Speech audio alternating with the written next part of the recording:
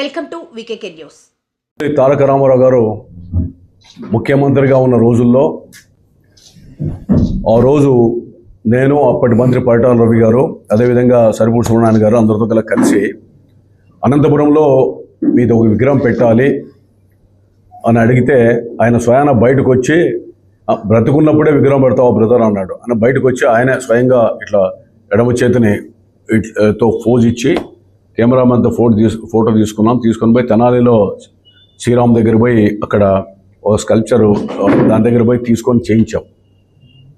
చేసిన తర్వాత ఆయన పరమపదించారు. పరమపదించిన తర్వాత ఆయనను ఒప్పించి ఆయన అభిష్టం మేరకు విగ్రహం తయారు చేసిన విగ్రహం, అంత ప్రాశస్తం ఉన్నటువంటి నందమూరి తారక రామారావు విగ్రహం, అది ఎన్టీఆర్ సర్కిల్గా ఆర్ట్స్ కాలేజ్ దగ్గర రోడ్డు వైడెన్ చేసి రెండు వైపులా ఆ విగ్రహాన్ని ప్రతిష్ఠించాం. అప్పుడు ఆ విగ్రహాన్ని కూడా ఒక దాత సుబ్బానాయుడు గారు ఇచ్చారు. ఆ విధంగా చేసినటువంటి ఆ యొక్క విగ్రహ ప్రతిష్టతో పాటు ఆ రోజు ఒక కమిటీని ఫామ్ చేశాం. 2010 ఆగస్టు 21వ తారీఖున రిజిస్టర్ ఆఫ్ సొసైటీ యాక్ట్ కింద నేను అధ్యక్షుడిగాను మిగిలిన కార్యవర్గంతో చేశాం. అందులో కొంతమంది డాక్టర్ కేశన్న గారు, మన వీరాంజనేయులు ఇలాంటి వాళ్ళు చనిపోయారు కాబట్టి వాళ్ళ స్థానంలో ఆ రోజు ఎన్టీఆర్ గారితో సాన్నిహితమైనటువంటి వ్యక్తులు అంటే హిందూపూర్ అంజనప్ప, అదేవిధంగా సింగనమల జిలాని గారు, శివశంకర్ శెట్టూరు, అదేవిధంగా ధర్మవరం శ్యామలరావు గారు, ఇలాంటి వాళ్ళందరినీ కూడా కొంతమందిని అంటే రామారావు కాలంలో ఆయన గుర్తుపట్టేటువంటి పరిస్థితిలో ఉన్నటువంటి వ్యక్తులను కూడా తీసుకొని వచ్చి ఎన్టీఆర్ యానివర్సరీ సెలబ్రేషన్స్ కమిటీలో వేయడం జరుగుతోంది. దాన్ని పూర్తి చేశాం.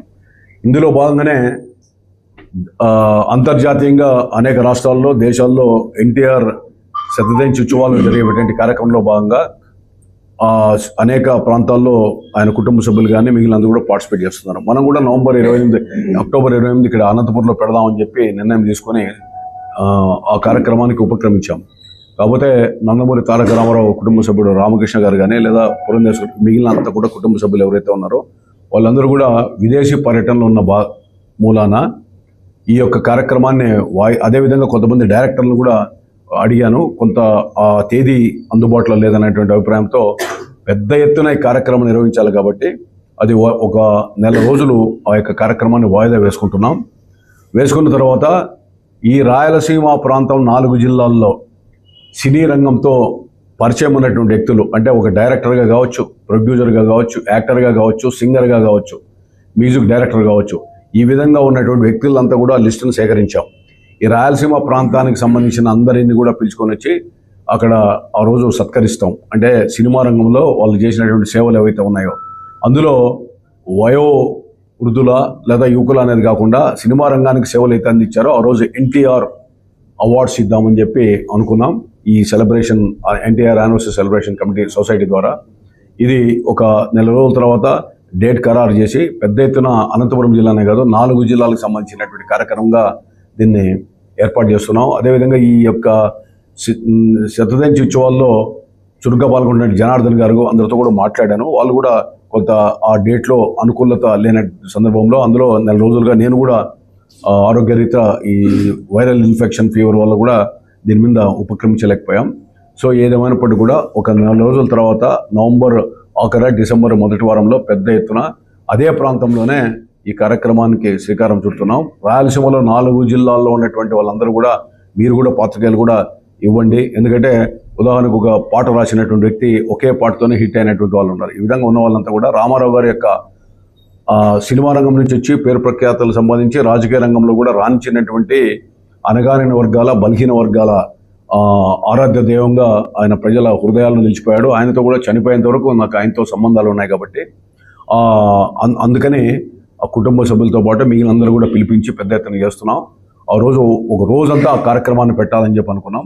ఈ ఎన్టీఆర్ అవార్డ్స్ ఏవైతే ఉన్నాయో ఈ సొసైటీ ద్వారా ఇవ్వడానికి ఈ 4 జిల్లాల్లో సేవలు అందించిన వ్యక్తులు ఎవరైనా ఉంటే వాళ్ళందరూ కూడా మీరు కూడా లిస్ట్ ఇవ్వండి పాత్రికేయుల ద్వారా. ఈ కార్యక్రమంలో అందరూ కూడా భాగస్వాములు కావాలని చెప్పి కూడా నేను పిలుపునిస్తున్నా. అదేవిధంగా ఈ కమిటీలో కూడా దీంతో పాటు ఆహ్వాన కమిటీ, రిసెప్షన్ కమిటీ కూడా ఏర్పాటు చేసి ఇప్పటి నుంచే ఆ కార్యక్రమాన్ని అంటే సమయం కూడా చాలదు, రెండు నెలలు కష్టపడాల్సిన అవసరం ఉంది కాబట్టి పెద్ద ఎత్తున ఆ కార్యక్రమానికి మనం ఉపక్రమిస్తున్నాం. తర్వాత ఈరోజే మరి ఈ కమిటీను తర్వాత మిగిలిన రిసెప్షన్ కమిటీ ఆహ్వాన కమిటీలను కూడా అన్ని ఏర్పాటు చేసి ఎవరెవరి బాధ్యతలు వాళ్ళకి ఏర్పాటు చేస్తున్నాం.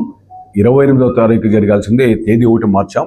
అది నెక్స్ట్ తేదీని మీ అందరిని కూడా పిలిపించి ఖరారు చేసి అనౌన్స్ చేస్తాం. అందులోపల సింగర్సు, అదేవిధంగా డైరెక్టర్లు అంటే మడక్సరులో ఒక ఆయన ఉన్నాడు, అదేవిధంగా మన ఆడిటర్ గోపినాథ్ రెడ్డి వాళ్ళ బ్రదర్ సన్ను, ఇట్లా చాలామంది ఫేమస్ అయ్యారు బయటికి పోయి, మనకు తెలియనటువంటి వాళ్ళే ఉన్నారు. అలాంటి వాళ్ళందరినీ కూడా ఆహ్వానిద్దాం. ఎందుకంటే ఈ అనంతపురంలో పుట్టి పెరిగి రాయలసీమలో పుట్టి పెరిగినటువంటి వ్యక్తులు ఆ రంగానికి సేవలు అందిస్తూ పేరు ప్రఖ్యాతలు గడించిన వ్యక్తులందరినీ కూడా ఆహ్వానించి గౌరవించి సత్కరించాల్సిన బాధ్యత మన మీద ఉంది. కాబట్టి ఆ కోవలో ఈ ప్రయత్నం, అందుకు ఈ కార్యక్రమాన్ని వాయిదాసిన విషయాన్ని మీ ద్వారా వాళ్ళకి తెలియజేద్దామని చెప్పి ఈ ప్రెస్ మీట్ ఏర్పాటు చేయడం జరిగింది. ఏమైనా క్వశ్చన్స్? అంటే ఓన్లీ యాక్టర్స్, డైరెక్టర్స్, ప్రొడ్యూస్ అంటే సినిమా రంగానికి ఏ రకమైన సేవలు అందించినా కూడా రాయలసీమ 4 జిల్లాల్లో పిలుస్తాం. ఆయన కూడా ఆహ్వానిస్తాం, తప్పేముంది. ఆయన సినిమా రంగంలో సేవలు 4 జిల్లాల్లో సేవలు అందించిన అందరిని కూడా ఆహ్వానిస్తాం. ఆ డేట్ వీలైన వాళ్ళందరూ కూడా వస్తారు, అందరినీ ఆహ్వానిస్తాం. Singer అయిండొచ్చు, writer అయిండొచ్చు. ఇప్పుడు ఉదాహరణకు మన అనంతపురం జిల్లా గట్కాచలం ఉన్నాడు, ఆయన కూడా కమిటీలోకి తీసుకున్నాం. డైరెక్టర్ చనిపోయిన దాంట్లో ఇవన్నీ కూడా చేసి పెద్ద ఎత్తున ఈ కార్యక్రమాన్ని నవంబరా లేదా డిసెంబర్ మొదటి వారంలోనూ కార్యక్రమాన్ని నిర్వహిస్తున్నాం. దానికి మీ ప్రెస్ పాత్రికేయులు కూడా ఏవైనా నాకు తెలియనటువంటి, ఎందుకంటే నాకు ఆ యొక్క రంగంలో నాకు ప్రావీణ్యం లేదు కాబట్టి, మీకు అన్ని రంగాల్లో ప్రావీణ్యం ఉంటుంది కాబట్టి మీరు కూడా ఏదైనా ఉంటే సజెస్ట్ చేస్తే తప్పకుండా వాళ్ళని కూడా ఆహ్వానిద్దాం. దీంట్లో కులాలు, మతాలు, పార్టీలు ఏం లేదు. కేవలం ఒక ఆర్టిస్ట్, సినిమా రంగానికి సంబంధించిన వాళ్ళు మాత్రమే పిలిపించాలనుకున్నాం. దీనికి పాత్రికేయులు కూడా మీ వంతుగా మీరు కూడా ఏమైనా ఉంటే ఆ యొక్క ఆహ్వాన కమిటీకి ఆ పేర్లను కూడా రేపటి నుంచి ఇవ్వాల్సిందిగా మిమ్మల్ని అభ్యర్థిస్తున్నాం.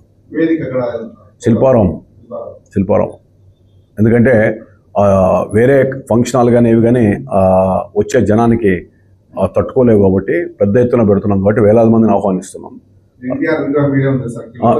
ఎన్టీఆర్ విగ్రహం దగ్గర మొట్టమొదట ఆయనకి దండ వేసి ఎవరి ఇయర్, ఈవెన్ నెక్స్ట్ మేలో కూడా పెద్ద ఎత్తున ఆ కార్యక్రమాన్ని ఆ విగ్రహం దగ్గర ఏర్పాటు చేస్తాం.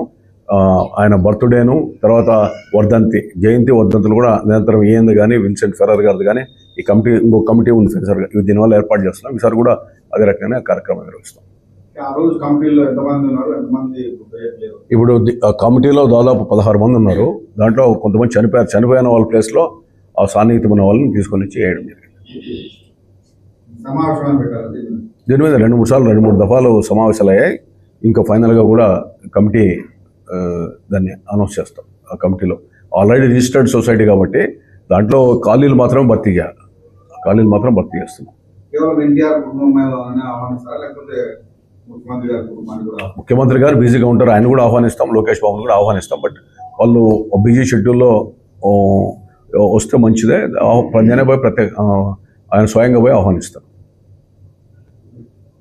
ఆయన కుటుంబ సభ్యుల్ని అందరినీ కూడా.